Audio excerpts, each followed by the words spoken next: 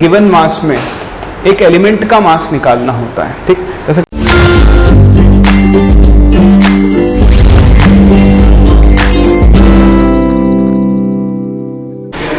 Hello students, तो देखो last class हम लोगों ने मोल कंसेप्ट के बारे में बेसिक बातें की थी। हमने सीखा था कि एटॉमिक मास क्या होता है, रिलेटिव एटॉमिक मास क्या होता है ना, मोलर मास कैसे कैलकुलेट करते हैं, हमने सीखी थी। फिर हम लोगों ने बात की थी दो फॉर्मूले की नंबर ऑफ मोल्स कैलकुलेट करने के। एक तो मास से हमको मोल्स निकालना सीखा था हमने, और एक नंबर ऑफ पार्टिकल से मोल्स कैलकुलेट करना सीखा था। हमने लास्ट क्लास एक क्वेश्चन किया था, क्या था क्वेश्चन? 3.6 ग्राम था ना, 36 ग्राम क्वेश्चन था। 36 ग्राम ग्लूकोज C6H12O6 में आपको number of atoms and number of atoms of each type बताने थे, ठीक है। तो मैंने आपको एक तरीका तो सिखाई दिया था, मैं आपको एक और तरीका सिखा रहा हूं। ये तरीका आपके लिए सीखना बहुत इंपॉर्टेंट है, क्योंकि कई क्वेश्चन आप सिर्फ इसी मेथड से सॉल्व कर पाओगे, ठीक है। तो उसलिए आपके लिए ज्यादा इंपॉर्टेंट हो जाता है, बहुत ध्यान से सीखना। ये ऐसा आप एज अ ट्रिक ही बोल सकते हो। क्या होता है देखो, उसमें आपसे डिस्कस करूं। मेरे पास मान लो 1 मोल H2SO4 है। कैसे करता हूं? 1 मोल की जगह 1 मॉलिक्यूल H2SO4 लिखता हूं, ठीक है। बताओ इस एक मॉलिक्यूल H2SO4 में कितने हाइड्रोजन एटम्स हैं? 2। तो मैं इसको ऐसे लिखता हूं, 1 molecule H2SO4 contains 2 hydrogen atoms. अच्छा बताओ इसमें कितने सल्फर एटम्स हैं? इसमें 1 सल्फर एटम है। तो इसमें कितने ऑक्सीजन एटम्स हैं? 4 ऑक्सीजन एटम्स। बोलो बात सही है? तो एक मॉलिक्यूल H2SO4 में 2 हाइड्रोजन एटम होते हैं, 1 सल्फर एटम होता है, और 4 क्या होते हैं आपके? ऑक्सीजन एटम्स होते हैं।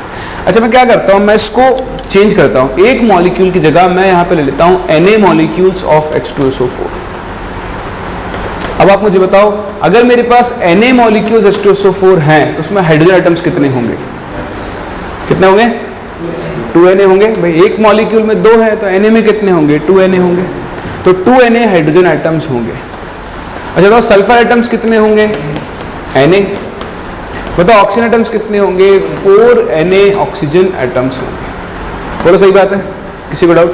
अच्छा बताओ Na मॉलिक्यूल H2SO4 को क्या मैं 1 मोल H2SO4 बोल सकता हूं? 1 मोल H2SO4 में कितने मॉलिक्यूल्स होंगे? Na मॉलिक्यूल्स होंगे। तो मैं Na मॉलिक्यूल्स H2SO4 को क्या बोल सकता हूं? 1 मोल H2SO4। सही है? बताओ अगर मैं इसको 1 मोल H2SO4 बोल सकता हूं, बताओ 2Na हाइड्रोजन एटम्स को क्या बोल सकता हूं? 2 मोल हाइड्रोजन एटम्स बोल सकता हूं। बताओ मैं इसको क्या बोल सकता हूं?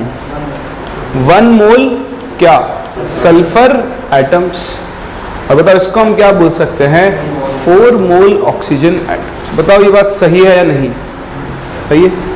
तो देखो काम की चीज क्या है, आप एक इस बॉक्स को देखें और आप एक इस बॉक्स को देखें। अब यहां से हम एक सिंपल सा स्टेटमेंट बना रहे हैं, आप चाहो तो इसको ट्रिक बोल सकते हो, कि एक मॉलिक्यूल में जितने एटम्स होंगे उतने ही उस मॉलिक्यूल के एक मोल में उन एटम्स के क्या होंगे? मोल्स। यानी अगर एक मॉलिक्यूल H2SO4 में 2 हाइड्रोजन एटम है तो 1 मोल H2SO4 में कितने मोल हाइड्रोजन एटम होंगे? 2 मोल हाइड्रोजन एटम होंगे। बोले बात समझ में आती है? तो इससे आप क्या कर सकते हो? डायरेक्टली अपने क्वेश्चंस को सॉल्व कर सकते हो। कैसे? ध्यान देना, यही क्वेश्चन हम दोबारा करते हैं। 36 ग्राम ग्लूकोज, तो 36 डिवाइडेड बाय 180 कितना आ जाएगा? 0.2 मोल C6H12O6। अब बताओ अगर मैं बात करूं 1 मोल C6H12O6 की, बताओ 1 मोल C6 में कितने कार्बन होंगे? 6 मोल तो क्या होंगे? कार्बन।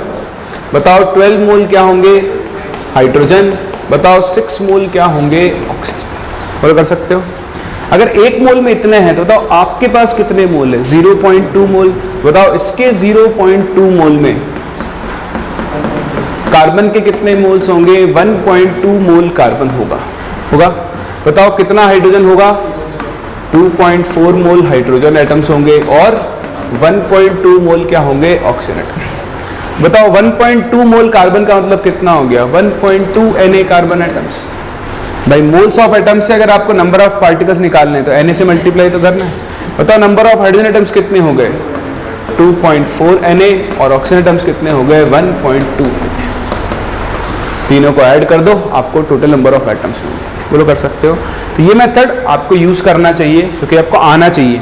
कई क्वेश्चंस आप सिर्फ और सिर्फ इसी मेथड से कर पाओगे। कर लोगे? चलो कॉपी करो, फिर इसके आगे बढ़ते हैं और कुछ और क्वेश्चंस को भी डिस्कस करते हैं। टोटल आइटम्स, अगर आपको टोटल आइटम्स निकालना है तो this plus this plus this कर दो। ईच टाइप ऑफ आइटम निकालना है तो तीनों को अलग अलग लिख दो। क्या इसी तरफ का तो मिटाना था। चलो कोई बात नहीं। देखो ये वाली ट्रिक है ना, ये वाली जो आपने लिखे बॉक्स, ये बहुत काम में आएंगे। 2-3 तरह के क्वेश्चन आप इनसे सॉल्व कर सकते हो। तो आओ इसको यूज करना सीखते हैं। पहला टाइप तो आपने देख ही लिया है कि एटम्स निकालने काम में आता है। तो पहले एक क्वेश्चन वापस से एटम्स निकालने का करते हैं। आप देखना कितनी जल्दी इन क्वेश्चंस को आप सॉल्व कर सकते हो। देखो एक छोटा सा question, right, calculate the number of oxygen atoms in 39.2 gram Al2SO4 whole thrice।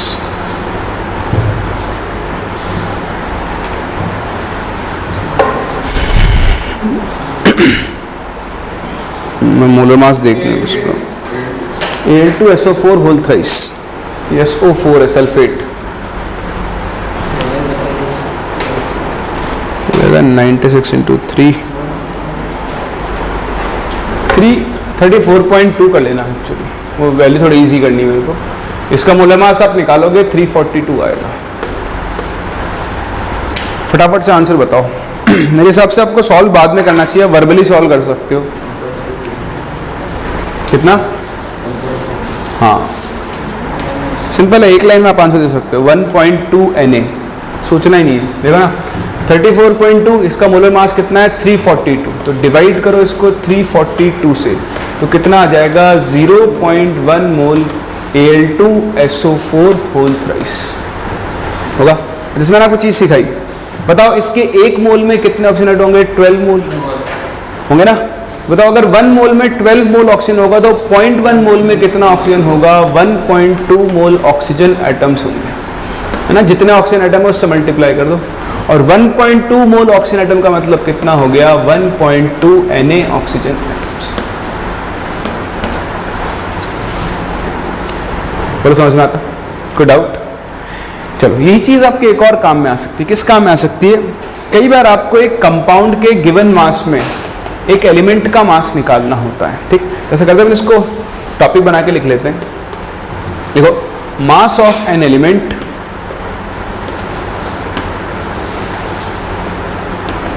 In given mass of a compound.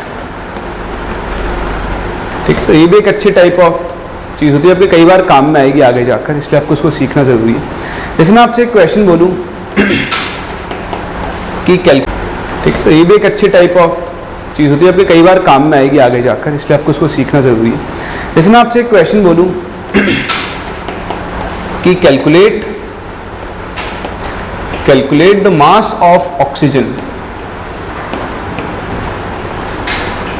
इन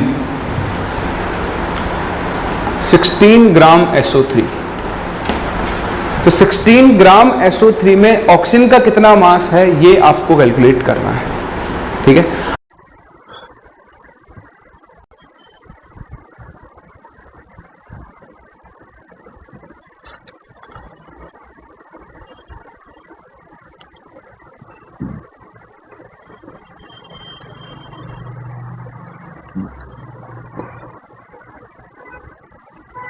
अब इसके ना 2 तरीके होते हैं, मैं आपको दोनों बताता हूं, फिर आपको जो अच्छा लगे वो यूज करना। आने आपको दोनों चाहिए। देखो, पहला तरीका होता है हिसाब लगाने का, सिंपल हिसाब लगाने का। हिसाब लगाने का कैसे? आप SO3 का मोलर मास निकालो। बताओ SO3 का मोलर मास कितना आ जाएगा? 80 ग्राम्स। बताओ इस 80 ग्राम्स में ऑक्सीजन का कंट्रीब्यूशन कितना है? 48 ग्राम। 16 into 3 48। तो आप क्या बोलोगे कि भाई 80 ग्राम SO3 कंटेन्स कितना? 48 ग्राम ऑक्सीजन।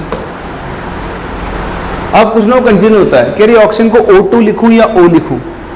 जब आप मास निकाल रहे हो तो कुछ भी लिख लो, एक ही बात आने वाली है, क्योंकि O2 का और O का, भाई इस कंपाउंड में कितने O हैं? 3। अगर आप इसको O2 में बदलो तो O2 कितनी हो जाएगी? 3/2 होगी ना। तो 3/2 O2 और 3 O दोनों का मास क्या आने वाला है इससे? जब मास पूछे तो आपको दिमाग लगाने की जरूरत नहीं कि O2 बोल रहा है या O बोल रहा है, ठीक है। तो 48 ग्राम ऑक्सीजन है, बताओ 1 ग्राम में कितनी होगी? 48/80। बताओ आपके पास कितने ग्राम है? 16 ग्राम। तो 16 ग्राम में कितनी होगी? 48/80 इंटू 60, दैट इज 9.6 ग्राम। सही ना? 836 आएगी, 3.6 आएगी, सही ना? अच्छा 60 लिख दिया मैंने इसका, हाँ वही 16, हाँ तो 9.6 ग्राम ही आ गया, सही ना?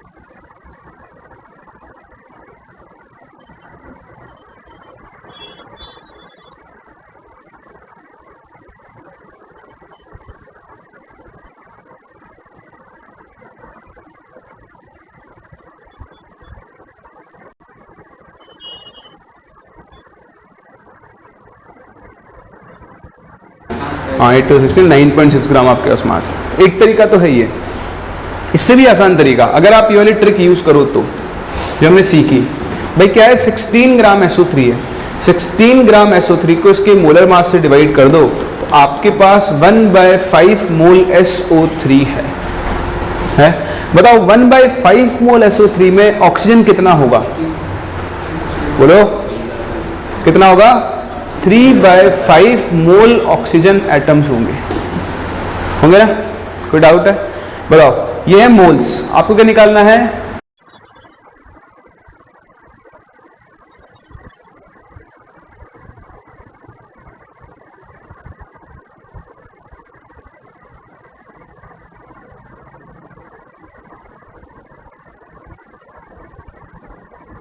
मास। बताओ मोल से मास निकालने के लिए क्या करते हैं? Into molar mass. बताओ ऑक्सीजन का मोलर मास कितना होता है? 16। तो 3/5 इंटू 16 से आप इसको मल्टीप्लाई कर दो, ग्राम्स में आपको मास मिल जाएगा। तो देखो कभी भी नीचे 5 आ जाए ना तो डिवाइड मत करना, ऊपर नीचे 2 से मल्टीप्लाई कर दिया करो। तो इंटू 2/2, ये तो हो गया 10। 6 इंटू 16, 96/10 कितना हो गया? 9.6 ग्राम। एक लाइन में आप ऐसे क्वेश्चंस का आंसर दे सकते हो।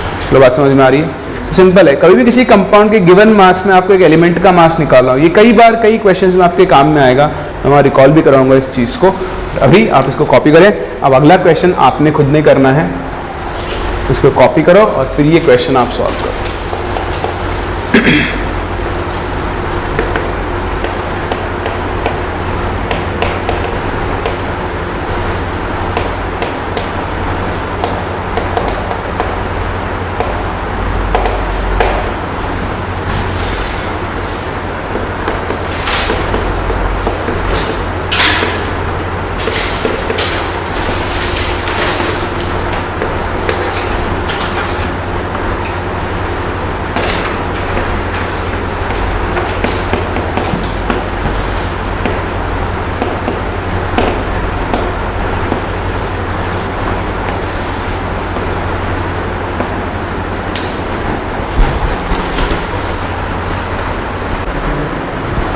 कितना है फर्स्ट का आंसर? 76.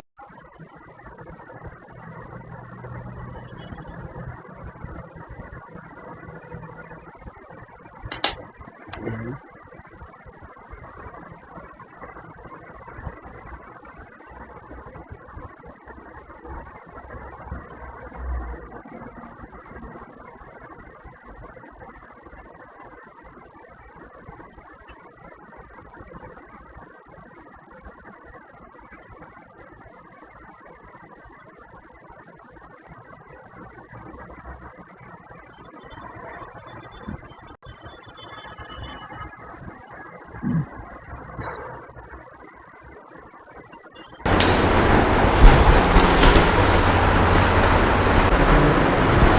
कितना है फर्स्ट का आंसर?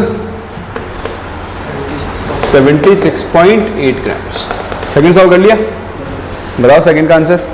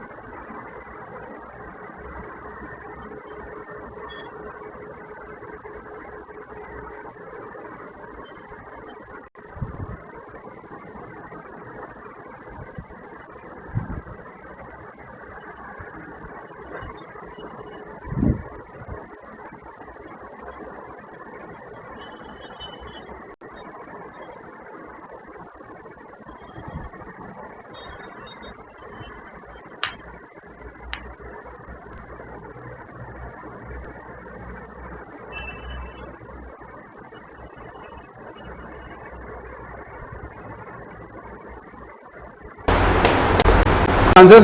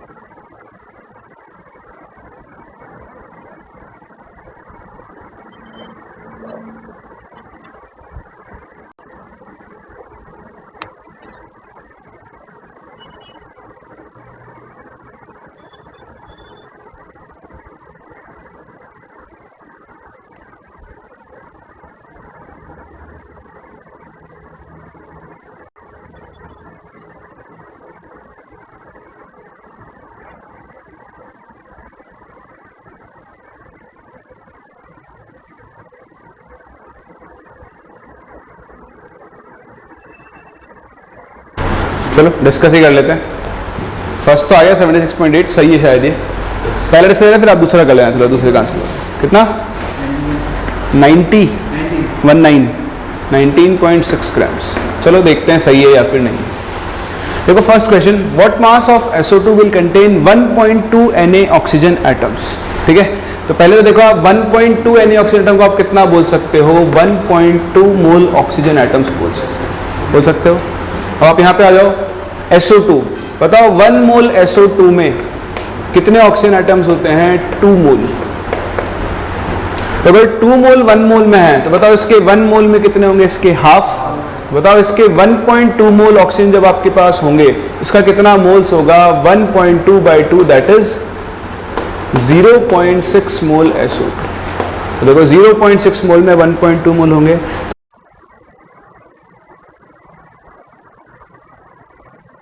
तो आपके पास SO2 के मोल्स आ गए 0.6। इसको मल्टीप्लाई कर दो इसके मोलर मास 64 से। 32 प्लस 32, 64 इंटू 0.6 कितना आ जाएगा बताओ? 38.4। तो आपका आंसर 76.8 आ रहा है।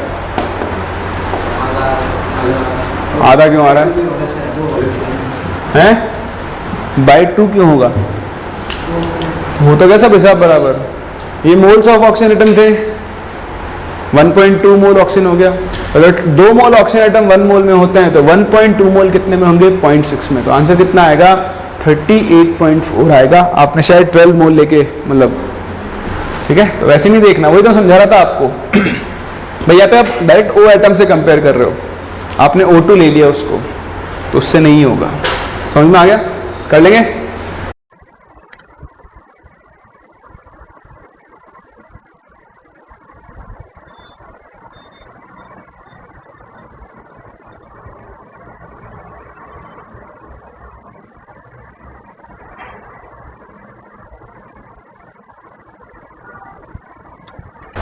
चलो चेक करें अगला क्वेश्चन।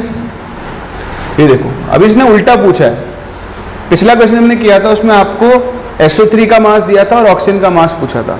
यहां आपको ऑक्सीजन का मास दिया है और H2SO4 का मास पूछा है। कोई बात नहीं, ऐसे कर लो, 80 ग्राम ऑक्सीजन। अब यहां कंफ्यूजन होता है, बताओ आप 80 ग्राम ऑक्सीजन को O एटम मानोगे या O2 मानोगे? जवाब दो, कुछ भी मान लो, जो आपकी इच्छा है, जो आपकी इच्छा है मान लो। मैं आपको दोनों से करके दिखाता हूं, एक बार O2 मानकर एक बार O मानकर। ठीक है, तो पहले मैं मान रहा हूं कि ऑक्सीजन का मतलब है O। ये ना छोटे छोटे कंसेप्ट्स हैं जो आपको क्लियर होने चाहिए, बेसिक्स। ये कई बार कंफ्यूज कर देते हैं वरना क्वेश्चन में आपको। तो O मान लो। अब आप देखो 80 ग्राम O, 80 ग्राम O, बताओ इसके मोल्स कितने होंगे? इसको 16 से डिवाइड कर दो, 5 मोल O हो जाएगा, होगा ना? फिर आप देखो H2SO4 को, बताओ 1 मोल H2SO4 में कितने ऑक्सीजन एटम होते हैं? 4 मोल ऑक्सीजन एटम। तो अगर 4 मोल 1 मोल में है तो बताओ 5 मोल कितने में होंगे? तो 4 के लिए 1, 1 के लिए 1/4, तो 5 के लिए कितना हो जाएगा? 5/4 मोल H2SO4। बोलो सही है? किसी को डाउट? तो मेरे पास 5/4 मोल H2SO4 है। अगर मुझे इसका मास निकालना है तो इनटू इसका मोलर मास 98 से मल्टीप्लाई कर दो, आपको अपना आंसर मिल जाएगा। मिलेगा? तो क्या बनेगा देखो, 49 टाइम्स तो ये जाएगा, पूरा मल्टीप्लाई कर लो, 404, 490 अपॉन 4, 4 1 जा 4, 4 2 जा 8, 4 2 जा 8.5 ग्राम्स।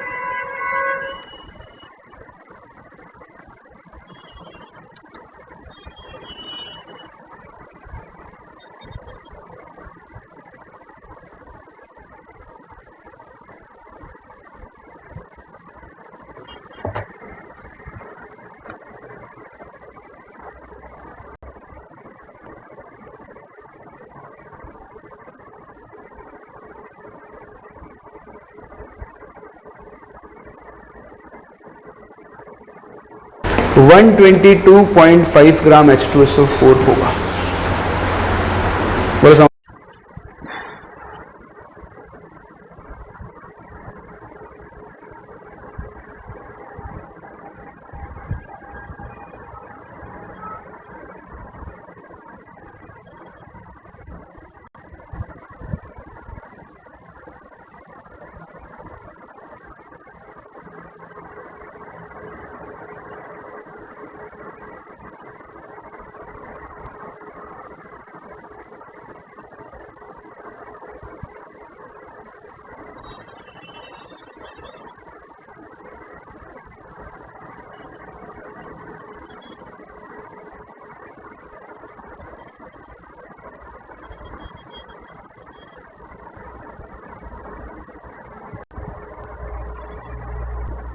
समझ में आ रहा है?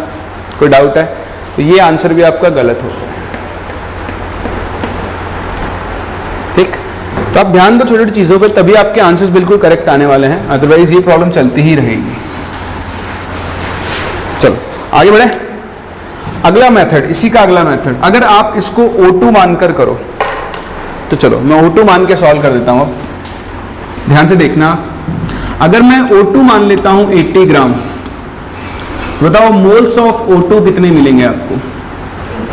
80 डिवाइडेड बाय 32, यानी कितना हो जाएगा ये? 2.5 मोल हो जाएगा। सही है? कोई डाउट? अब बताओ, आपके पास है 1 मोल H2SO4, बताओ इसमें कितने ऑक्सीजन है? 4। बताओ 4 ऑक्सीजन का मतलब कितने O2 है? समझ में आ रहा है सबको? 4 ऑक्सीजन का मतलब कितना हुआ? 2 O2 हुआ। इसका मतलब इसमें 2 मोल O2 का बोल सकते हैं,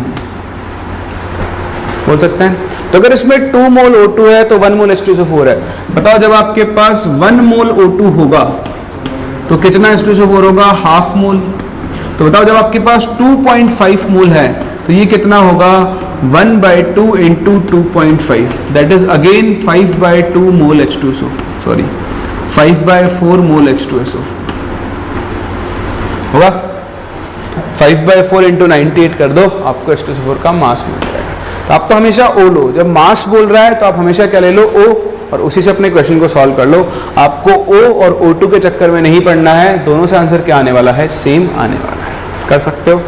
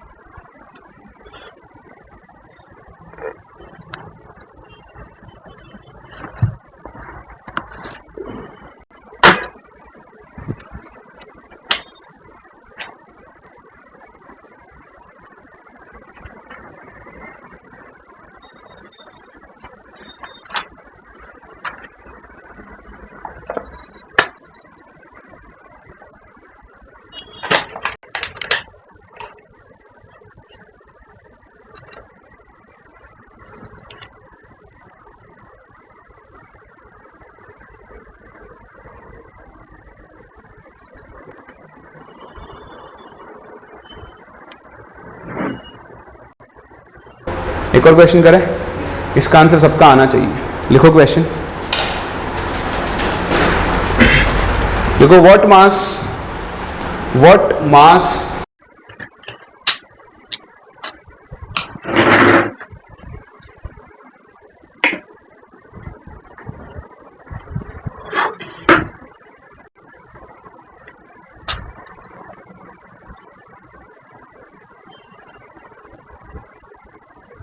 of H3PO4, what mass of H3PO4 will contain?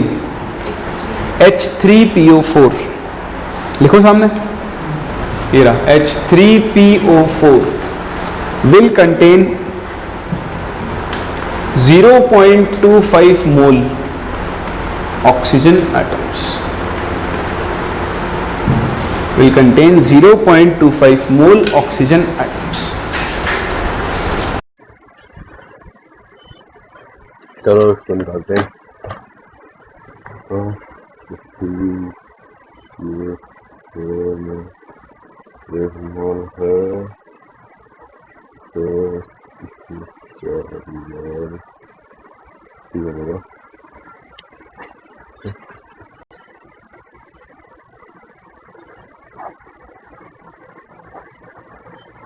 मोल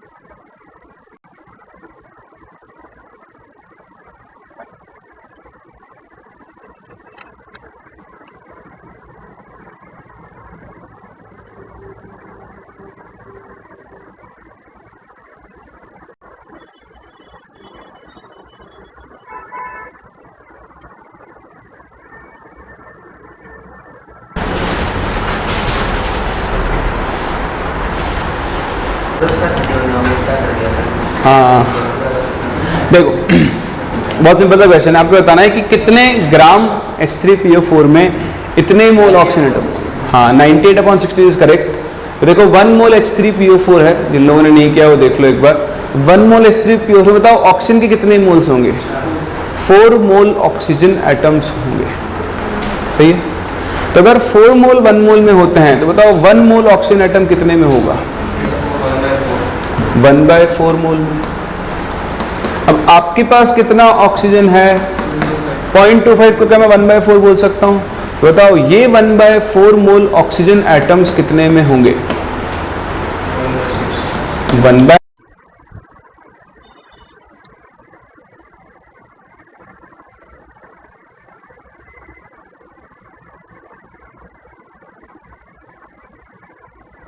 है 16 मोल H3PO4 में होंगे। मतलब 1/16 मोल से मास निकालना है तो क्या करना पड़ेगा? इनटू इसका मोलर मास 9।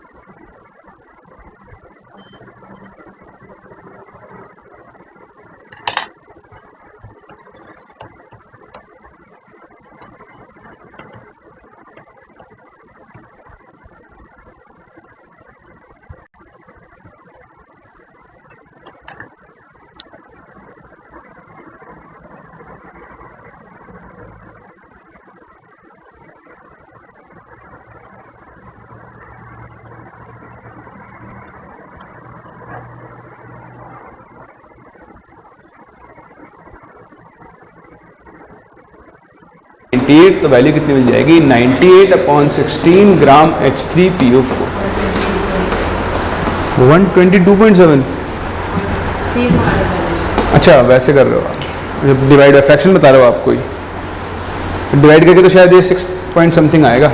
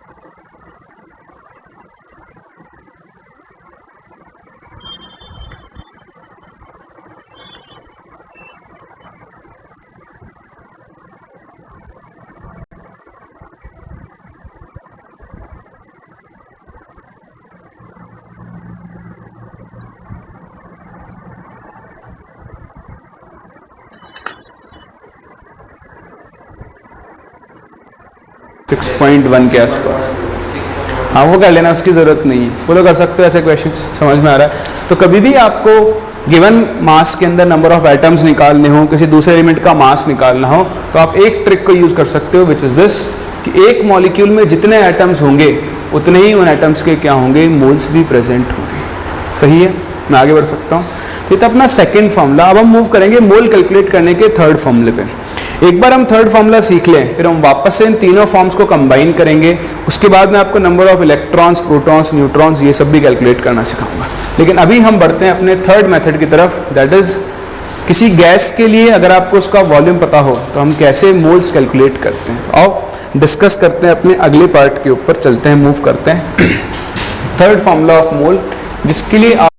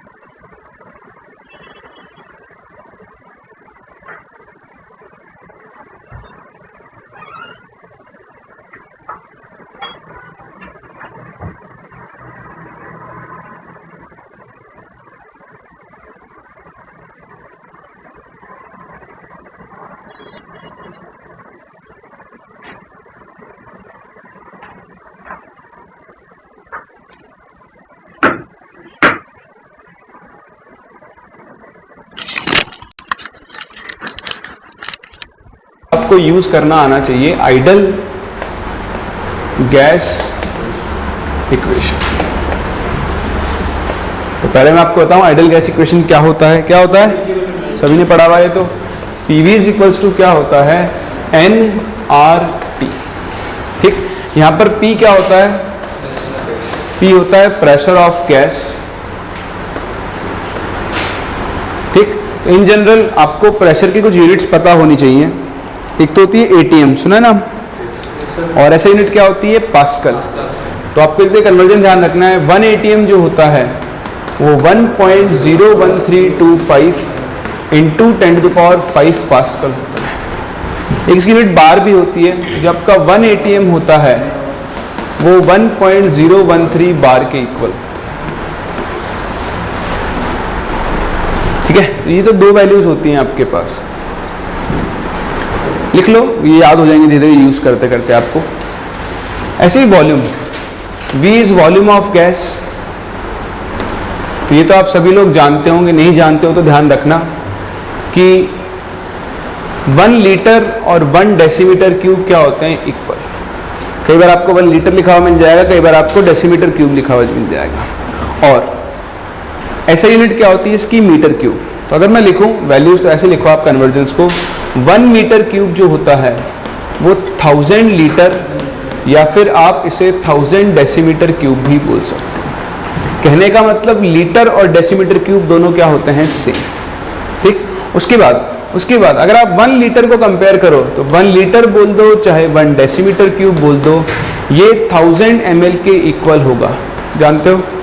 या फिर आप इसे 1000 क्या लिख सकते हो, सेंटीमीटर क्यूब, या फिर आप इसे 1000 सीसी भी लिख सकते हो। क्या लिख सकते हो, 1000 सीसी, है ना, सेंटीमीटर क्यूब। तो इस तरह से वॉल्यूम के लिए ये आपको कन्वर्जन पता होना चाहिए कि जब लीटर को मिलीलीटर में बदलना है तो 1000 से मल्टीप्लाई कर देना, जब मिलीलीटर को लीटर में बदलना है तो 1000 से क्या कर दोगे, डिवाइड। ठीक, next T is temperature.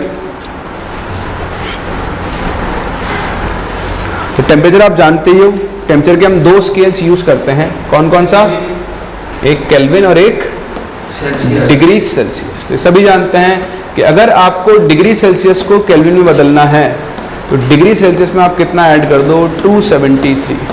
Exact value चाहिए तो 273.15 होता है, लेकिन हम न्यूमेरिकल्स के लिए क्या यूज करते हैं, 273 ही यूज करते हैं। तो आपको डिग्री सेल्सियस को केल्विन में बदलना आना चाहिए, जितना डिग्री सेल्सियस में दिया है उसमें 273 ऐड कर दो, आपका टेम्परेचर केल्विन में बदल जाएगा। ध्यान देना, जब भी आप इस इक्वेशन में वैल्यू रखोगे, टेम्परेचर हमेशा आपको कौन सी यूनिट में रखना है, केल्विन।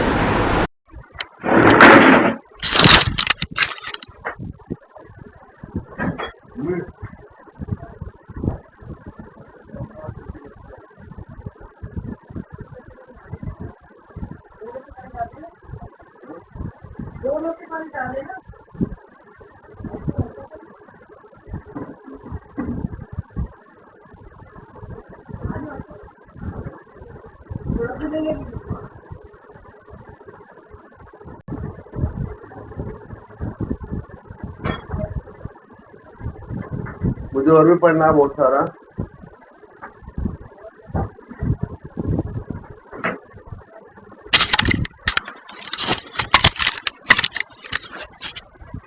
कभी भी आप डायरेक्ट डिग्री सेल्सियस में इसको यूज नहीं कर सकते हो। Third and very important R को हम बोलते हैं यूनिवर्सल गैस कांस्टेंट। क्या बोलते हैं, यूनिवर्सल गैस कांस्टेंट। ठीक, और इसकी जो वैल्यू होती है, इसकी 2 और तो इसकी 3 वैल्यूज होती हैं। अभी तो हमको एक ही वैल्यू यूज करनी पड़ेगी, पर मैं 2 वैल्यूज बता रहा हूं फिर भी। एक तो होती है 8.314, दिस इज जूल पर केल्विन पर मोल, ये इसकी SI यूनिट है। तो आप यहां पर प्रेशर और वॉल्यूम क्या यूज कर रहे हो उसके हिसाब से हम आर की वैल्यू लिखते हैं। अगर आप यहां प्रेशर पास्कल में और वॉल्यूम मीटर क्यूब में यूज कर रहे हो तो आप आर की कौन सी वैल्यू यूज करोगे, 8.314। तो अभी इस चैप्टर में तो आपको वैल्यू यूज करनी ही नहीं पड़ेगी। ठीक, आर की दूसरी वैल्यू जो आप यहां पर यूज करोगे, that is important, this is 0.0821 unit will be ATM into litre पर केल्विन पर मोल। ये वैल्यू आप इस चैप्टर में यूज करोगे और उस वैल्यू का रिस्ट्रिक्शन क्या है, प्रेशर किस में होना चाहिए, ATM में, वॉल्यूम किस में होना चाहिए, लीटर में। तो ये आप ध्यान दें, जब भी आप आर की वैल्यू 0.081 यूज कर रहे हो, आपको यहां पर प्रेशर कौन सी यूनिट में रखना है, ATM में, और वॉल्यूम हमेशा कौन सी यूनिट में होना चाहिए, लीटर्स में। समझ में आई बात। चलो पहले तो आप ये सारी चीजें लिखो, फिर उसके बाद हम इसको यूज करते हैं।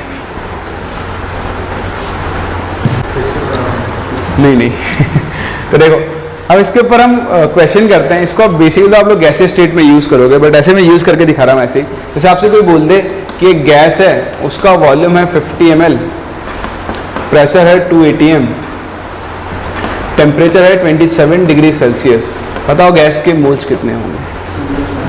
बस simple, N is equals to क्या हो गया, PV अपॉन RT होगा। देखो प्रेशर कितना है, 2 ATM। अब जब तक आप ये यूनिट्स पे ध्यान नहीं दोगे तब तक गलती कर सकते हो। बताओ वॉल्यूम किस में रखना होता है, लीटर्स, यहां किस में है, मिलीलीटर्स। यहां पे वॉल्यूम कितना लिखोगे आप, 50 इंटू 1000 से डिवाइड करोगे ना तो 10⁻³ लीटर में आ गया। अपॉन आर की वैल्यू कितनी होगी, 0.0821 इंटू टेम्परेचर कितना होगा, 3। इस तरह से हम इस गैस के मोल्स कैलकुलेट कर सकते हो। चलो कर सकते हो। लेकिन खैर हमें यहां पर इसको इस तरह से यूज नहीं करना है। हाँ, क्वेश्चन मिल जाए तो कर लेना, वैल्यू रखने में आपको कोई दिक्कत है ही नहीं। हमें यहां पर एक दूसरे तरीके से इसको यूज करना है और यहां से एक फॉर्मूला बनाना है। तो हम यहां पर एक कंडीशन डिफाइन करने जा रहे हैं, एसटीपी। तो एसटीपी का मतलब क्या होता है? Standard pressure and temperature. तो ये होता है एसटीपी का मतलब, स्टैंडर्ड प्रेशर एंड टेम्परेचर। इसके ना दो कन्वेंशन चलते हैं, एक ओल्ड कन्वेंशन चलता है और एक न्यू कन्वेंशन चलता है। ठीक, तो मैं आपसे दोनों डिस्कस करता हूं, दोनों का ही इंपॉर्टेंस है। क्योंकि पहले जो ओल्ड कन्वेंशन था वो स्टैंडर्ड कंडीशन को बोलता था 1 atm and 273 kelvin. This was the standard condition. ठीक है, लेकिन अब जो न्यू कन्वेंशन है वो ऐसा नहीं बोलता है। न्यू कन्वेंशन बोलता है कि standard condition is a fixed temperature and 1 bar pressure. ठीक, टेम्परेचर फिक्स होना चाहिए, प्रेशर कितना, सॉरी प्रेशर फिक्स होना चाहिए 1 bar। टेम्परेचर कुछ भी हो सकता है लेकिन वो क्या होना चाहिए? कांस्टेंट। 20 डिग्री हो सकता है, 25 हो सकता है, 30 हो सकता है। अब अलग अलग चैप्टर में अलग अलग होता है। जैसे इस चैप्टर में अगर हम फिक्स टेम्परेचर की बात करें तो उसको हम जनरली कितना लेकर चलते हैं? 0 डिग्री सेल्सियस। वहीं अगर आप आयनिक इक्विलिब्रियम में पहुंच जाओ, इलेक्ट्रोकेमिस्ट्री में पहुंच जाओ, तो वहां उस टेम्परेचर को हम 25 डिग्री सेल्सियस लेकर चलते हैं। वो आप लोग सीखोगे भी आगे चलकर। ठीक है, तो अब नई स्टैंडर्ड कंडीशंस ये हैं, fix temperature and 1 bar pressure. और अगर आप मोल कंसेप्ट से डील कर रहे हो तो आप उस स्टैंडर्ड टेम्परेचर को कितना लेकर चलोगे? 0 डिग्री सेल्सियस लेकर चलोगे। तो कंडीशन क्या बन गई? देखो, 273 केल्विन एंड पहुंच जाओ तो वहां उस टेम्परेचर को हम 25 डिग्री सेल्सियस लेकर चलते हैं। वो आप लोग सीखोगे भी आगे चलकर। ठीक है, तो अब नई स्टैंडर्ड कंडीशंस ये हैं, fix temperature and 1 bar pressure. और अगर आप मोल कंसेप्ट से डील कर रहे हो तो आप उस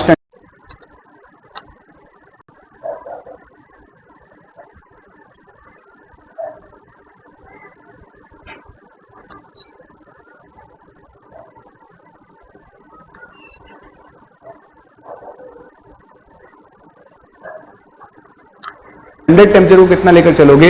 0 डिग्री सेल्सियस लेकर चलोगे। तो कंडीशन क्या बन गई? देखो, 273 केल्विन एंड 1 bar प्रेशर।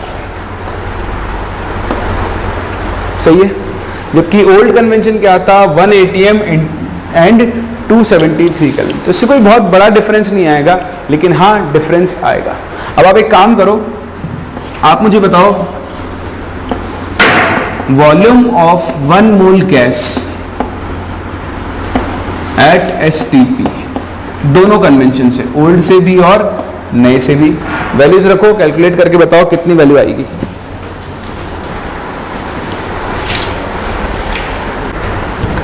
देखो, आप तो यहां वैल्यूज कैलकुलेट करोगे तो यहां पर जो वॉल्यूम आएगा वो आएगा 22.4, और यहां पर जब आप वॉल्यूम कैलकुलेट करोगे वो आएगा 22.7। इसको हम Vm लिख लेते हैं। Vm stands for molar volume, मतलब 1 मोल का वॉल्यूम। तो अगर आप 1 मोल आइडल गैस का वॉल्यूम एसटीपी पर निकालो,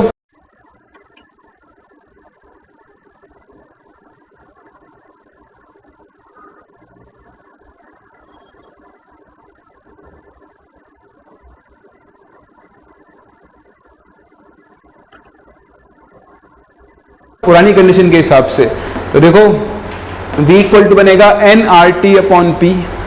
तो मोल्स 1, R की वैल्यू 0.0821, टेम्परेचर होता है 273 डिवाइडेड बाय प्रेशर कितना है? 1 atm। यहां से आप वैल्यू निकालोगे कितना आएगा? 22.4 लीटर्स। ठीक, अगर आप इस कन्वेंशन से वैल्यू निकालो तो देखो वही nRT upon P, moles 1, R की वैल्यू 0.0821, टेम्परेचर इज 273 अपॉन, अब प्रेशर कितना है बताओ? 1 bar। तो पहले आपको 1 bar को किस में बदलना पड़ेगा? ATM में। इसको आप डिवाइड कर दोगे किससे? 1.013 से। जैसे वैल्यू ऊपर आएगी आपको फाइनल मोलर वॉल्यूम कितना मिलेगा? 22.7 लीटर्स। ठीक है, तो अब क्या बुक्स में आपको यही कन्वेंशन मिलेगा, मोस्ट ऑफ द बुक्स के अंदर। ठीक है, लेकिन अब नया कन्वेंशन है ये, तो छोटा सा डिफरेंस आ जाता है। नए कन्वेंशन के हिसाब से एसटीपी पर वैल्यू कितनी आएगी? 22.7 लीटर। अगर आपके पास क्वेश्चन में 1 atm 273 लिखा हुआ है तो आप वैल्यू क्या यूज करोगे 22.4, और अगर STP लिखा हुआ है तो आप क्या यूज करोगे 22.7। समझ में आ रहा है? तो मोस्ट ऑफ द बुक्स अभी भी इसी के हिसाब से चलती हैं, इसलिए आपको मैक्सिमम क्वेश्चन इसी के हिसाब से मिलेंगे। ठीक है, तो अगर आपको 22.4 या उसका मल्टीपल दिया हो तो आप 22.4 यूज करना, अदरवाइज करेक्ट वैल्यू तो कौन सी होगी अपनी 22.7 लीटर्स। कर लोगे? इतना सा ध्यान रखना, हम मैक्सिमम क्वेश्चन इसी के हिसाब से किया करेंगे। बट अगर आपसे डिफरेंस पूछता है तो STP का मतलब होता है ये, और STP पर 1 मोल गैस का वॉल्यूम कितना होगा 22.7 लीटर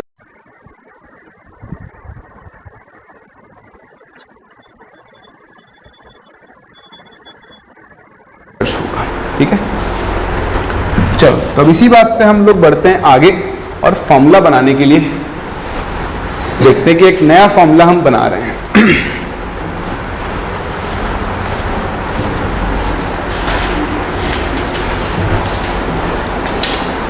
तो देखो नया फॉर्मूला क्या है, बहुत आसान सा है नया फॉर्मूला। आपने अभी तक जो भी कैलकुलेशन की उसके हिसाब से आप एक चीज बोल सकते हो कि किसी भी गैस के 1 मोल का volume, 1 mole gas at STP,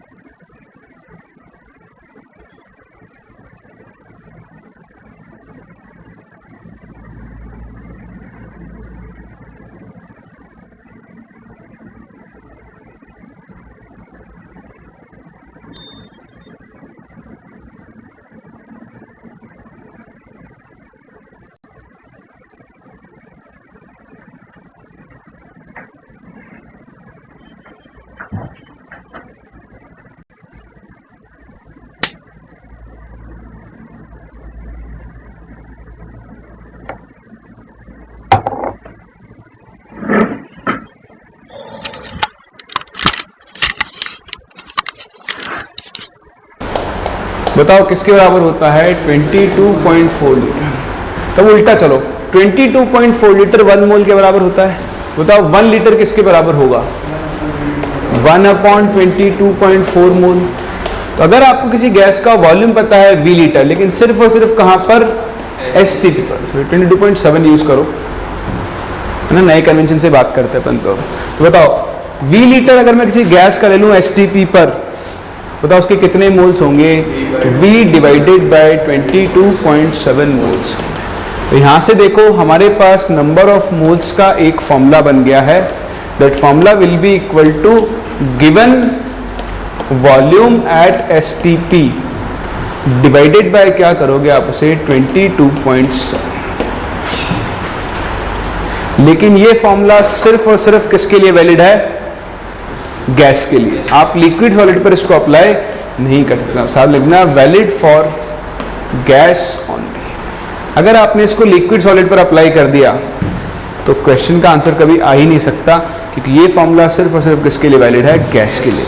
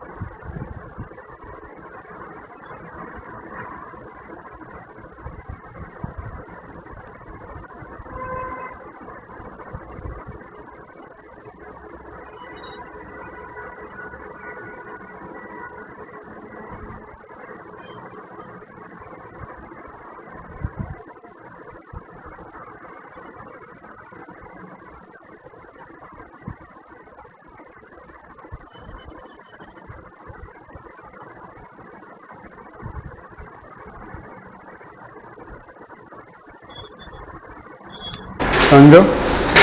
तो आप इसे कॉपी करो और इस फॉर्मूले को भी हम ऐसे नहीं याद रखेंगे, दूसरे तरीके से याद रखेंगे। कैसे? आपको वॉल्यूम एट एसटीपी दिया है और आपको मोल्स निकालने हैं। तो बताओ, गैस का वॉल्यूम दिया है एसटीपी पर, तो मोल्स निकालने के लिए क्या करोगे? डिवाइड बाय 22.7, और मोल्स दिए और वॉल्यूम निकालना है तो क्या करोगे? Multiply by 22.7। ठीक है। अब कई बार हम इसको 22.4 भी यूज कर लेंगे, तो डेटा के हिसाब से होगा क्वेश्चन में क्या डेटा दिया है ना। तो मैं आपको भी यूज करके दिखाऊंगा, उसकी आप टेंशन मत लेना। मैक्सिमम क्या? हाँ, अगर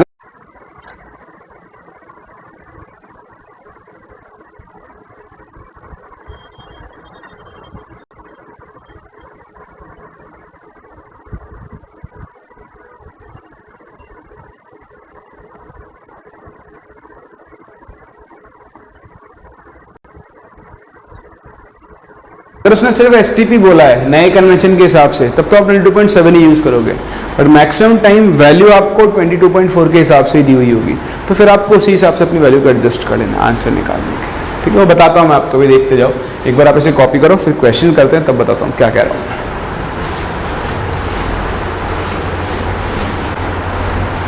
हेलो, जैसे कि मुझसे यही बोल दे सीधा ही क्वेश्चन कि आपके पास 11.2 लीटर आइडल गैस है, मान लो CO2 गैस है एट एसटीपी।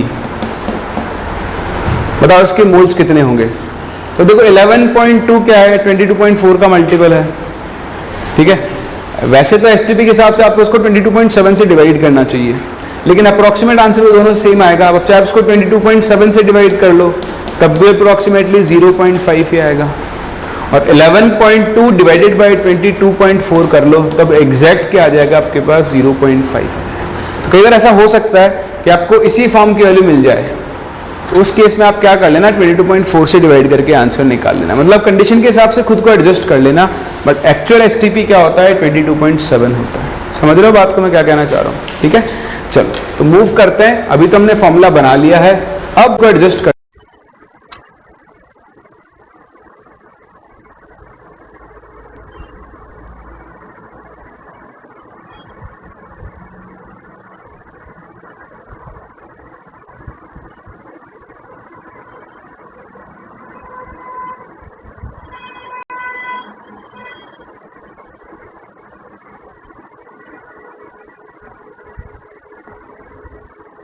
लेना, बट एक्चुअल एसटीपी क्या होता है? 22.7 होता है। समझ रहे हो बात को मैं क्या कहना चाह रहा हूं? ठीक है, चलो तो मूव करते हैं। अभी तो हमने फॉर्मूला बना लिया है, अब हमारे पास नंबर ऑफ मोल्स कैलकुलेट करने के टोटल 3 फॉर्मूले हैं। एक तो हम नंबर ऑफ मोल कहां से निकाल सकते हैं? मास से। सही है। एक हम नंबर ऑफ मोल्स कहां से निकाल सकते हैं? नंबर ऑफ पार्टिकल्स से। सही है। और एक नंबर ऑफ मोल्स हम कहां से निकाल सकते हैं? गैस के लिए कहां से? वॉल्यूम एट एसटीपी से। ठीक, तो अब आपको क्या होगा? तीनों को रिलेट करना होता है। तो बताओ कैसे करेंगे? मान लो मुझे मास से नंबर ऑफ पार्टिकल्स निकालना है, तो बताओ पहले मास से क्या निकालूंगा? मोल्स। बताओ मास से मोल्स निकालने के लिए क्या करते हैं? किससे? Divide by molar mass. इसी तरह मोल्स आ गया, बताओ मोल्स से नंबर ऑफ पार्टिकल्स निकालने के लिए क्या करेंगे? या फिर आपको उल्टा करना हो, आपको नंबर ऑफ पार्टिकल्स पता हो, उससे मास निकालना हो, तो पहले क्या निकालोगे? मोल्स डिवाइड बाय NA, और फिर मोल्स से आप क्या निकाल लोगे? मास मल्टीप्लाई बाय मोलर। सेम चीज यहां पर, अगर आपको मोल्स से वॉल्यूम निकालना है तो डिवाइड बाय 22.7, और अगर आपको वॉल्यूम से मोल्स निकालना है तो क्या करोगे? Multiply by 22.7। तो बहुत छोटी चीज है। अगर किसी चीज से मोल निकालना है तो डिवाइड करना है, मोल से कोई वैल्यू निकालनी है तो क्या करना पड़ेगा? आपको मल्टीप्लाई करना होगा। कहां किया मल्टीप्लाई? मोल्स निकालेंगे तो मल्टीप्लाई करेंगे। अच्छा उल्टा बोल दिया, हाँ सॉरी, नहीं सही कह रहे हो। ये इंटू करोगे और यहां पे क्या करोगे? डिवाइड करोगे। वो मैं चेक कर रहा था, आप ध्यान दे रहे हो नहीं दे रहे हो? ध्यान दे रहा हूं, दिमाग आगे पढ़ रहा हूं, है ना? सही है, कर सकते हैं। चलो तो अब हम इन सबको कंबाइन करके क्वेश्चन करना शुरू करते हैं। 2-3 छोटे छोटे क्वेश्चंस करते हैं, फिर बात करेंगे इलेक्ट्रॉन्स, प्रोटॉन्स और न्यूट्रॉन्स कैलकुलेट करने की। तो चलिए पहला प्रश्न आपके लिए,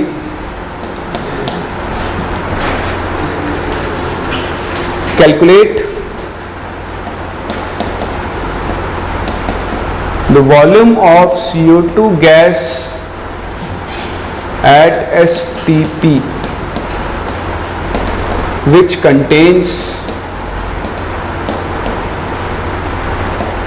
10 Na ऑक्सीजन एटम्स।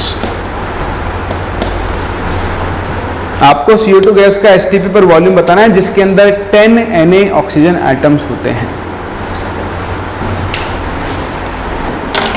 ट्राई करें और फटाफट से आंसर दें।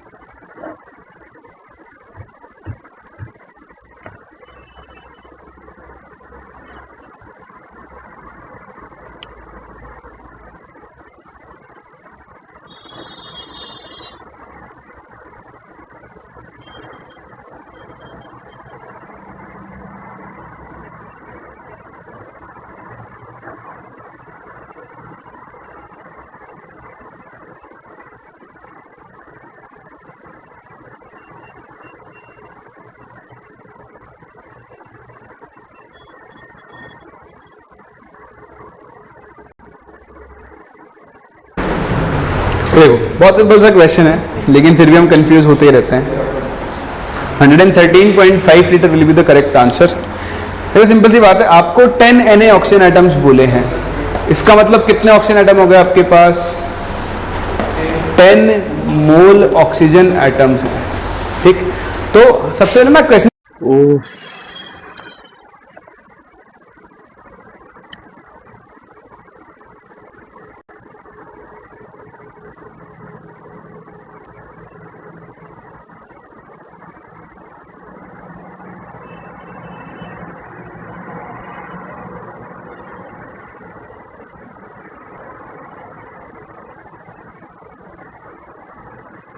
का रास्ता बनाया करो, ब्लूप्रिंट। ठीक, हम कहां से कहां जाएंगे? तो देखो मेरे दिमाग में चल रहा है कि मैं मोल्स ऑफ ऑक्सीजन एटम से मोल्स ऑफ CO2 निकाल लूंगा, और एक बार मोल्स ऑफ CO2 आ गए तो उसको 22.7 से मल्टीप्लाई कर दूंगा तो मुझे अपना आंसर मिल जाएगा। ठीक है, तो देखो 10 मोल ऑक्सीजन एटम, अब बताओ 1 मोल CO2 में कितने ऑक्सीजन एटम्स होंगे? 2 मोल ऑक्सीजन एटम्स होंगे। तो अगर 2 मोल ऑक्सीजन 1 मोल में है तो बताओ 10 मोल ऑक्सीजन एटम्स कितने में होंगे? 5 मोल CO2 में। अब देखो कितना छोटा हो गया क्वेश्चन, नहीं तो Na वाला हिसाब लगाते ना आप तो थोड़ा और कैलकुलेट करना पड़ता। तो 5 मोल CO2, बताओ मोल से वॉल्यूम निकालने के लिए क्या करेंगे? इनटू 20.7, तो आंसर मिल जाएगा 113.5 लीटर CO2। कोई डाउट?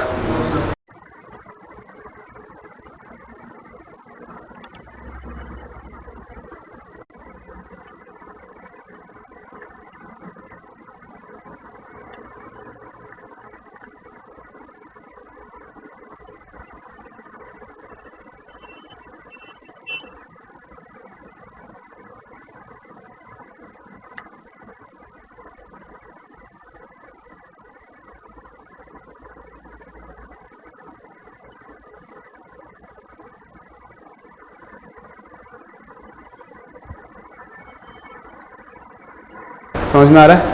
आगे बढ़े, चलो अगला क्वेश्चन।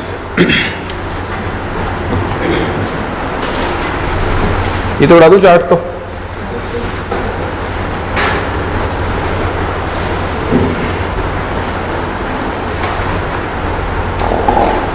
देखो next question. Question is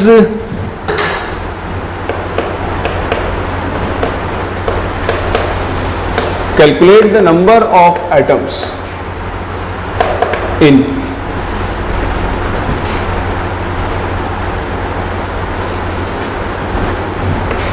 90.8 liter SO3 at ST. फटाफट बताओ. मतलब आपको वर्बली सॉल्व कर सकते हो इन क्वेश्चंस को. थोड़ा दिमाग लगाओ, पेपर छोड़ दो, कोशिश करो हवा में सॉल्व करने की, तभी आपकी कैलकुलेशन फास्ट हो.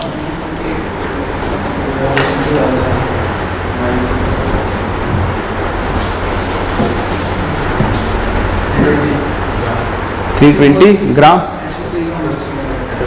निकालो ना कितना है.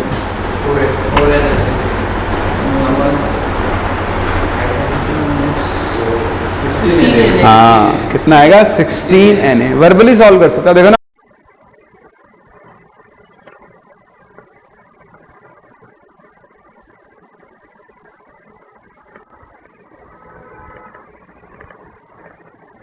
हाँ 90.8 डिवाइड बाई 22.7 को दिख रहा है. 22 इंटू 4 होता है 88. इसका मतलब ये इसके आसपास ही आने वाला है. तो आपको दिखना चाहिए कि हाँ भाई ये इसका मल्टीपल है. तो इंटू 4 करोगे तो मतलब ये आपके पास 4 मोल SO3 है.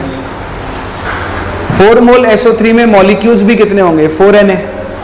और एक मॉलिक्यूल में कितने एटम्स हैं? 3 + 1 4. तो टोटल एटम्स कितने जाएंगे? 4 into 4 Na, that is 16 Na. कर सकते हो ना? या डायरेक्ट कर लो. एक SO3 में 4 एटम्स हैं, तो 4 मोल SO3 में 4 मोल, मतलब एक मोल में 4 है ना, तो 4 मोल में कितने हो जाएंगे? 16 मोल एटम्स हो जाएंगे टोटल, सारे एटम्स मिला लो तो. और 16 मोल का मतलब कितना हो गया? 16 Na एटम्स. समझ में आ रहा है?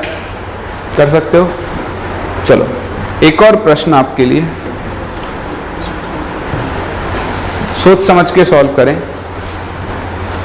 मुझे आपसे पूरी उम्मीद है. Question is calculate number of atoms in 1.8 liter H2O at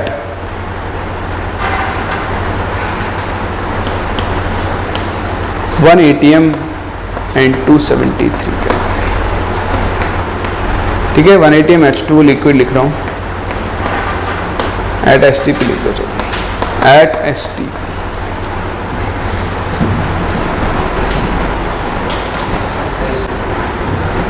देखो ये तो आप सबको दिख ही चुका होगा कि यहां पर हम STP वाली कंडीशन का फॉर्मूला यूज, क्योंकि वो सिर्फ और सिर्फ किसके लिए वैलिड है? गैस. ये तो क्या अभी मैंने डिस्कस ही किया, इसलिए कुछ दिनों बाद आप इस फॉर्मूले को यूज कर दोगे. कई बार क्वेश्चन में लिखा हुआ मिलेगा आपको H2 लिक्विड, दिखाई नहीं देगा और आप सीधा इस पे PV = NRT लगा दोगे, तो गलती से भी मत लगाना. बात नंबर 1. बात नंबर 2, फिर हम इस क्वेश्चन को सॉल्व कैसे करें? तो ये तो गांव का बच्चा जानता है कि डेंसिटी ऑफ H2O कितनी होती है. जानता है कोई? हम तो सब शहर वाले हैं ना. डेंसिटी = मास / वॉल्यूम फॉर्मूला होता है. मैं वाटर की डेंसिटी पूछ रहा हूं. वाटर की डेंसिटी कितनी होती है? 1 क्या? 1 किलो, 1 ग्राम है, क्या होती है? चीजें हमें आधी अधूरी याद होती हैं. 1 ग्राम पर मिलीलीटर, ये होती है वाटर की डेंसिटी. आपको कभी नहीं बताएगा किसी भी चैप्टर में. आज की बात हमेशा याद रखनी है. वैसे ये 4 डिग्री सेल्सियस पर होती है, पर हर टेम्परेचर पर इसको इतना ही लेकर चलते हैं, और इसके बिना आप इस क्वेश्चन को सॉल्व नहीं कर सकते हो. अब देखो PV = NRT तो हम इस पर लगा ही नहीं सकते. तो आप देखो 1.8 लीटर वाटर का मतलब कितना हो गया? इसको मिलीलीटर में बदलो तो ये हो गया 1800 मिलीलीटर H2. सिंस वाटर की डेंसिटी 1 ग्राम पर ml है, तो जितना वाटर का वॉल्यूम उतना ही क्या होगा? वाटर का मास. तो आपके पास एक्चुअली में 1800 ग्राम वाटर है. बताओ क्या आप इसके मोल्स निकाल सकते हो? कितने? 1800 divided by 18, that is 100 moles. बताओ एक मॉलिक्यूल में कितने एटम्स हैं? 3. तो तो यहां पर मोल्स ऑफ एटम्स कितने होंगे? 300 हो जाएंगे, और 300 को मल्टीप्लाई कर दो Na से, तो आपको नंबर ऑफ एटम्स कर सकते हो। तो कभी भी लिक्विड आ जाए तो एक तो उस पर एसटीपी का फॉर्मूला मत लगा ना, कहीं 22.7 से डिवाइड करके शुरू हो जाओ। आपको उस लिक्विड की डेंसिटी पता होनी चाहिए, डेंसिटी से आप उसका मास, मास से मोल्स, और मोल से क्या निकाल सकते हो? नंबर ऑफ एटम्स कैलकुलेट कर सकते हो। बोले यहां तक कहानी समझ में आती? ये बेसिक क्वेश्चंस होते हैं, ये आपको आने चाहिए। इसके उसका मास निकालना, वॉल्यूम निकालना, नंबर ऑफ एटम्स निकालना। अब ये सब सीखने के बाद हम मूव करते हैं आगे और बात करते हैं कैसे हम लोग इलेक्ट्रॉन्स, प्रोटॉन्स और फिर न्यूट्रॉन्स कैलकुलेट करते हैं। हेडिंग डालो next, calculation of number of electrons, protons and neutrons.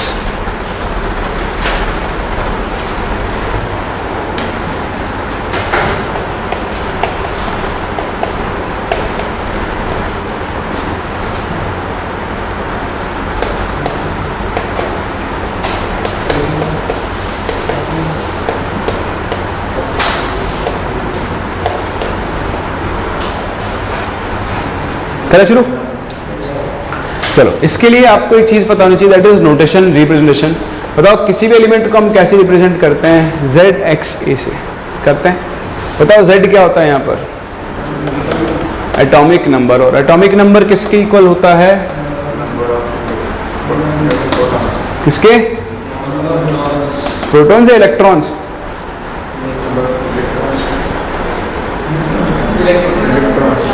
हाँ, एटॉमिक नंबर हमेशा किसके इक्वल होता है? नंबर ऑफ प्रोटॉन्स की। सबसे पहली चीज,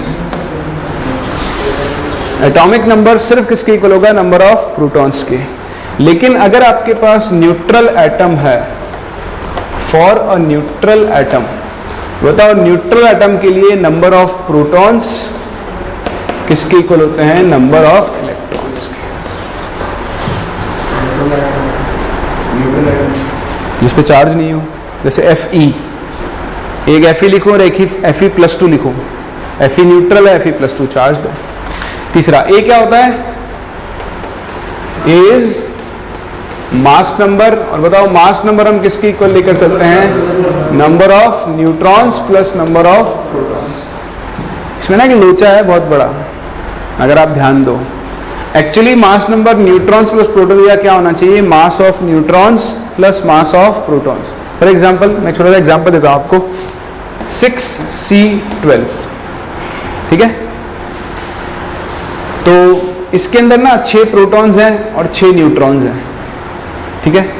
इसका मास नंबर 12 है। एक्चुअली क्या है? इसका एटॉमिक मास 12 mu है, ठीक है?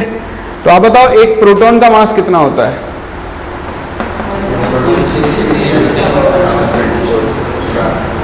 यही एक न्यूट्रॉन का भी मास होता है, और यही वैल्यू कितनी होती है? समझ रहे हो? एक्चुअली क्या बनेगा? इसका मास नंबर या इसका एटॉमिक मास अगर आप बोलो, एटॉमिक मास कितना बनेगा बताओ? 6 into mass of protons plus 6 into mass of neutrons. अब सिंस ये भी 1 AMU है, ये भी 1 AMU है, दोनों ऐड होकर कितना हो जाएगा? 12 AMU। और मास नंबर और एटॉमिक मास की वैल्यू क्या आने वाली है? सेम। इसलिए आप डायरेक्ट बोल देते हो कि मास नंबर किसके इक्वल होगा? न्यूट्रॉन्स प्लस प्रोटॉन्स के इक्वल होगा। एक्चुअली तो mass of neutrons plus mass of protons के इक्वल होता है। बात समझ में आ रही है? खैर,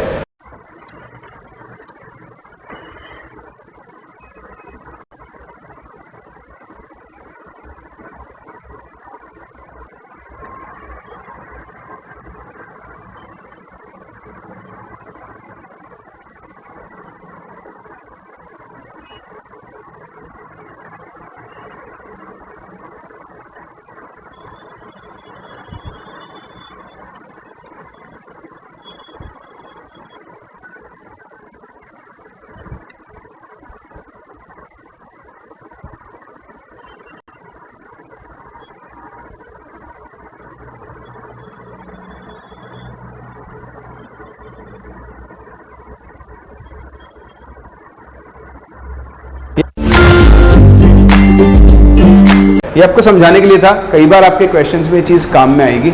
अब तो वापस यहीं आ जाओ जो आप बचपन से सीखते आए हो। मास नंबर किसके इक्वल होगा? न्यूट्रॉन्स प्लस प्रोटॉन के इक्वल होगा। बताओ नंबर ऑफ प्रोटॉन्स किसके इक्वल होते हैं? एटॉमिक नंबर Z के। तो यहां से आप नंबर ऑफ न्यूट्रॉन्स निकालना सीख सकते हो। बताओ नंबर ऑफ न्यूट्रॉन्स n का फॉर्मूला क्या होता है? A minus Z। मतलब सिंपल, मास नंबर में से एटॉमिक नंबर को गायब कर दो तो आपको क्या मिल जाएंगे? यहां पर नंबर ऑफ न्यूट्रॉन्स मिल जाएंगे। तो मैं कुछ एग्जांपल्स लूं। मास नंबर में से एटॉमिक नंबर को गायब कर दो तो आपको क्या मिल जाएंगे? यहां पर नंबर ऑफ न्यूट्रॉन्स मिल जाएंगे। तो मैं कुछ एग्जांपल्स लूं, यहां से लेते हैं कुछ एग्जांपल्स। जैसे ये कि आपके पास 8O16, ये तो आपको लिखना आता ही है ना, एटॉमिक नंबर और मास नंबर, ये थोड़ा आपको याद रखने होंगे। सिमिलरली मैं आपके सामने लिखूं, मान लो Al3+, ऐसा मैं लिखूं O2-, मैं आपके सामने लिखूं CO2, CO3-2-, SO4-2-। ठीक है, आपको इन सब के अंदर इलेक्ट्रॉन्स, प्रोटॉन्स और न्यूट्रॉन्स का नंबर बताना है। ठीक, चलो शुरू करते हैं। ऑक्सीजन, पहले प्रोटॉन लिख लेते हैं ऊपर, प्रोटॉन, इलेक्ट्रॉन्स और न्यूट्रॉन्स। तो बताओ ऑक्सीजन का एटॉमिक नंबर कितना है? 8।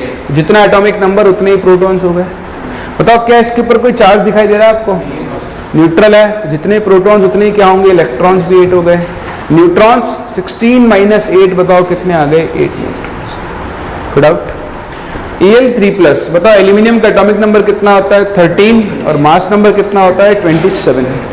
बताओ इसमें कितने प्रोटॉन हुए? 13। बताओ इलेक्ट्रॉन कितने हुए? तो देखो अगर ये न्यूट्रल होता तो इसमें 13 ही इलेक्ट्रॉन होते हैं, लेकिन +3 चार्ज कब आया होगा? जब इसने 3 इलेक्ट्रॉन क्या कर दिए होंगे? लूज कर दिए होंगे। तो 3 इलेक्ट्रॉन लूज करने का इसके पास कितने इलेक्ट्रॉन बचेंगे? 10। बताओ न्यूट्रॉन्स कितने होंगे? तो 27 - 13 कितने होंगे? 40। यहां से आप देखो, जब भी किसी एलिमेंट पे चार्ज आता है तो उससे न्यूट्रॉन्स और प्रोटॉन्स का नंबर चेंज नहीं होता है, सिर्फ किसका नंबर चेंज होता है?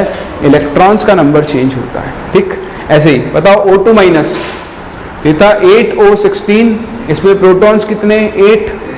बताओ इलेक्ट्रॉन कितने हो जाएंगे? 8 पहले से थे और 2 माइनस के से 2 और आगे होंगे, कितने हो गए? 10।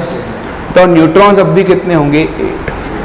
सही है, ये तो हुई एटम्स की बात, ये सिंगल एटम वाले थे। अगर किसी में एक से ज्यादा एटम्स हो मॉलिक्यूल्स के अंदर तो क्या करना है? तो एक एक एटम का निकालो और सबको क्या कर दोगे? ऐड। तो बताओ कार्बन का सिंबल क्या होता है? 6C12। ऑक्सीजन का क्या होता है? 8O16। तो पहले गिनो प्रोटॉन्स, तो कार्बन में 6 प्रोटॉन्स, ऑक्सीजन में 8, 8 2 16 + 6 22 प्रोटॉन्स। न्यूट्रल है तो 22 ही क्या होंगे इसके अंदर? इलेक्ट्रॉन्स। अगेन इसमें भी 6 प्रोटॉन, इसमें भी 6 न्यूट्रॉन्स, 8 न्यूट्रॉन्स। इसमें न्यूट्रॉन्स भी कितने आने वाले हैं? 22 ही आने वाले हैं। कर सकते हो? बताओ अगले में कितने होंगे? इन दोनों में मुझे प्रोटॉन, इलेक्ट्रॉन्स, न्यूट्रॉन्स बताओ।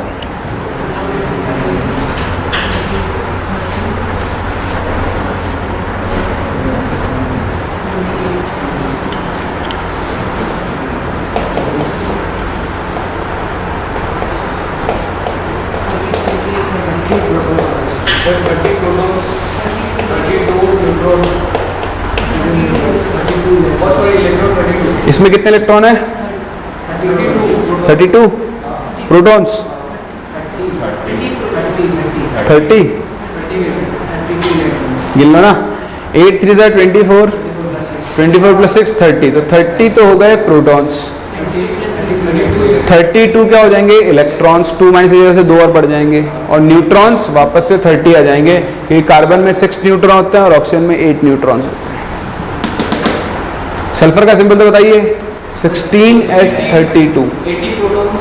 80 प्रोटॉन्स, 80 श्योर?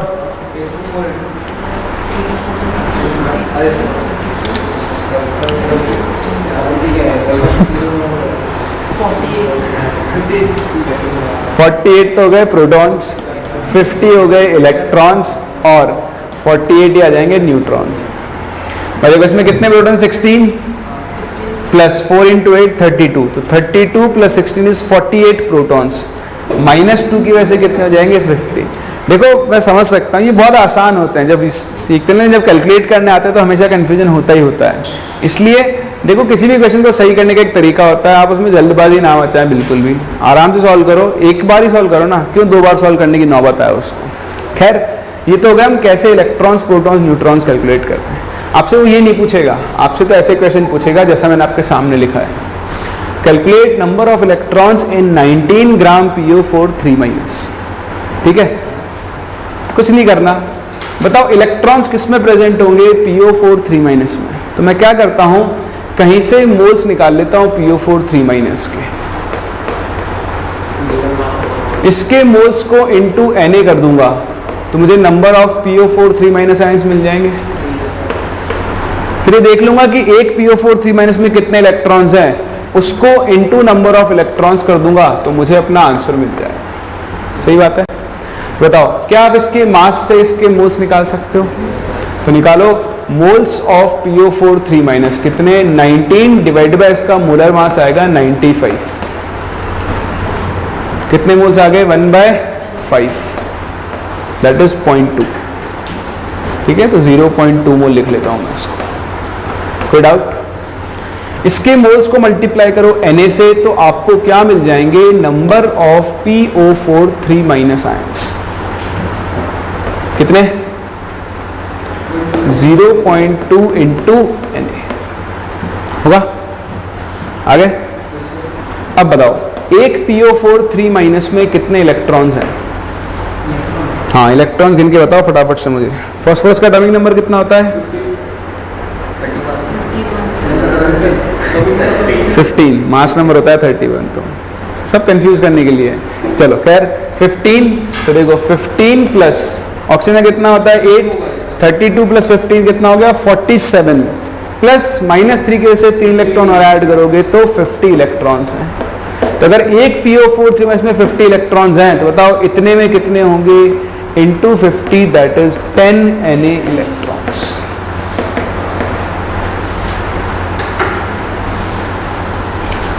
कर सकते हो?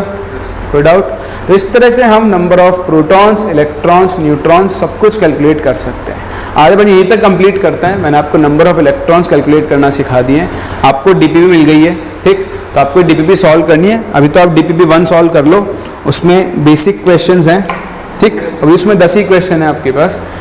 DPP नंबर 2 मैं आपको नेक्स्ट क्लास दूंगा, उसमें ज्यादा क्वेश्चन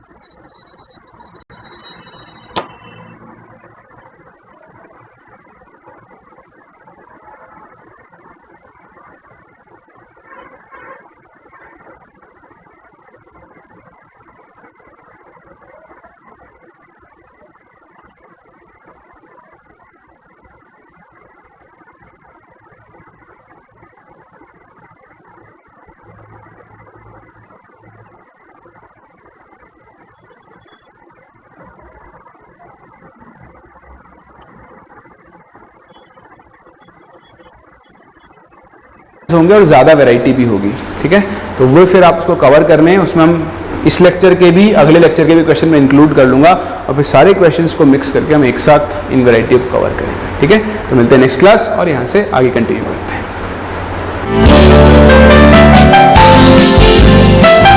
ठीक, तो आपको DPP सॉल्व करनी है। अभी तो आप DPP 1 सॉल्व कर लो, उसमें बेसिक क्वेश्चंस हैं, ठीक। अभी उसमें 10 ही क्वेश्चन है आपके पास। DPP नंबर 2 मैं आपको नेक्स्ट क्लास दूंगा, उसमें ज्यादा क्वेश्चंस होंगे और ज्यादा वैरायटी भी होगी, ठीक है। तो वो फिर आप उसको कवर करने हैं, उसमें हम इस लेक्चर के भी, अगले लेक्चर के भी क्वेश्चन में इंक्लूड कर लूंगा और फिर सारे क्वेश्चंस को मिक्स करके हम एक साथ इन वैरायटी को कवर करेंगे, ठीक है। तो मिलते हैं नेक्स्ट क्लास और यहां से आगे कंटिन्यू करते हैं।